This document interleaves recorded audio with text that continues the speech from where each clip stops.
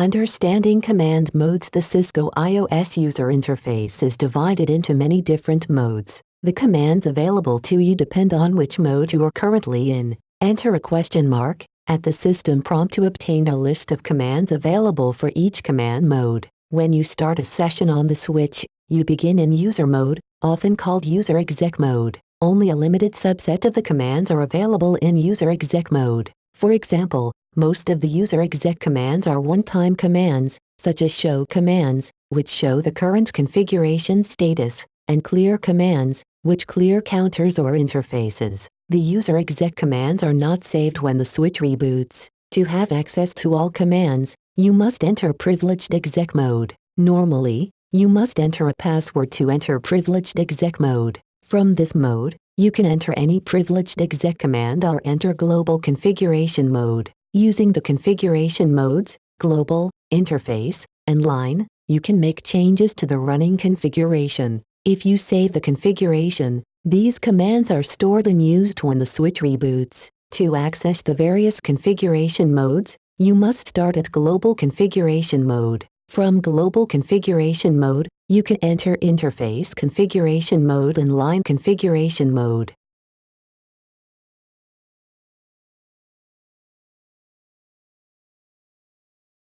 Use this mode to change terminal settings, perform basic tests, display system information. Use this mode to verify commands that you have entered. Use a password to protect access to this mode. Use this mode to configure parameters that apply to the entire switch. Use this mode to configure VLAN parameters. When VTP mode is transparent, you can create extended range VLANs, VLAN IDs greater than 1005, and save configurations in the switch startup configuration file. Use this mode to configure parameters for the Ethernet ports. Use this mode to configure parameters for the terminal line.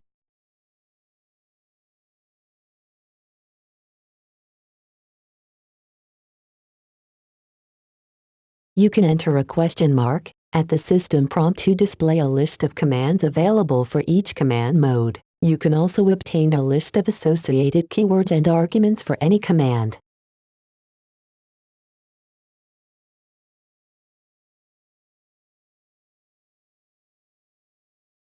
Understanding abbreviated commands. You need to enter only enough characters for the switch to recognize the command as unique. This example shows how to enter the show configuration privileged exec command in an abbreviated form.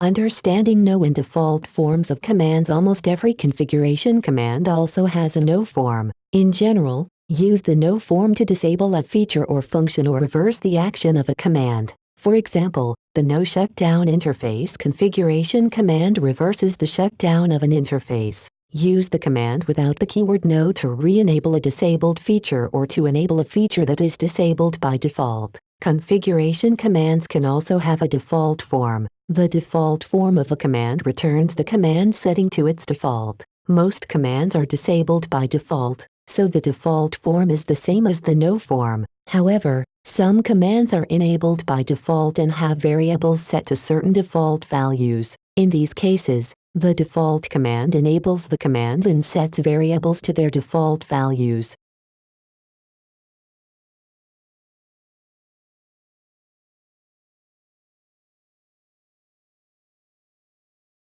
You did not enter all the keywords or values required by this command. Re-enter the command followed by a question mark, with a space between the command and the question mark. The possible keywords that you can enter with the command appear.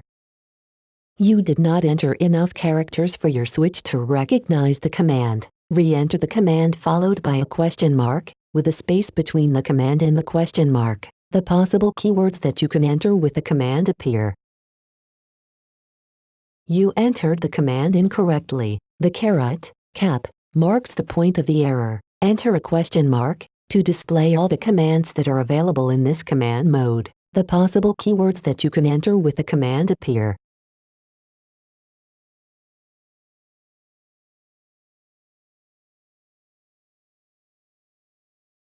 Using configuration logging, you can log and view changes to the switch configuration. You can use the configuration change logging and notification feature to track changes on a per session and per user basis. The logger tracks each configuration command that is applied, the user who entered the command, the time that the command was entered, and the parser return code for the command. This feature includes a mechanism for asynchronous notification to registered applications whenever the configuration changes. You can choose to have the notification sent to the syslog.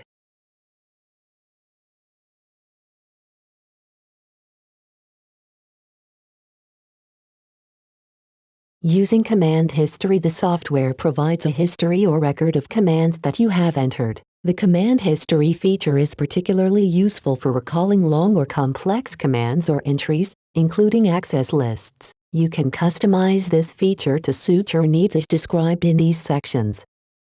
Changing the command history buffer size by default. The switch records 10 command lines in its history buffer. You can alter this number for a current terminal session or for all sessions on a particular line. These procedures are optional. Beginning in privileged exec mode, enter this command to change the number of command lines that the switch records during the current terminal session.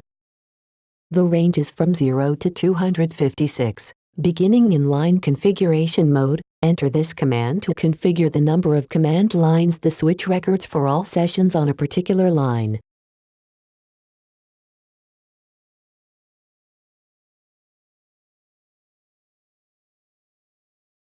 The command history feature is automatically enabled. You can disable it for the current terminal session or for the command line. These procedures are optional. To disable the feature during the current terminal session, enter the terminal no history privileged exec command. To disable command history for the line, enter the no history line configuration command.